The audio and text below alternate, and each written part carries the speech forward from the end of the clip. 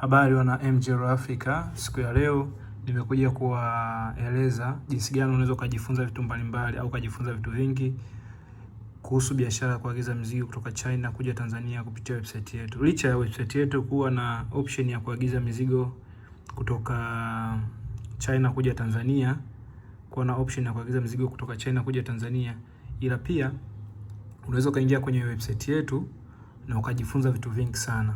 Kama ukiingia kwenye website yetu, ukiingia upande wa blog yetu, unaweza ukajifunza masomo mbalimbali, hususan kwa wale ambao mnatamani kuagiza mizigo kutoka China kuja Tanzania, ukajifunza vitu vingi sana. Kama kuna masomo mbalimbali ambayo unaweza kaingia na ukajifunza. Kwa mfano siku ya leo tumepublish hichi kitu ambacho kwa wale wanaopenda kufanya biashara ya fashion, nguo, mitindo mbalimbali kutoka China kuja Tanzania, unaweza kaingia kwenye website yetu ambayo ni www.mashaglobalink.com, ukaingia upande wa blog na ukakuta hili somo zuri sana, ambao somo letu linasema kwamba jinsi ya kuanza biashara kutoka China hadi Tanzania, mwongozo wa hatua kwa hatua. Kwa hiyo ukiingia huku utakuja kujifunza hizi hatua ambazo muhimu kwa ajili ya kuanzisha au kuanza kuagiza mizigo kutoka China kuja Tanzania kwa kupitia kampuni mbalimbali, aidha kwa kupitia Alibaba, AliExpress au ukapitia Mashaglobalink,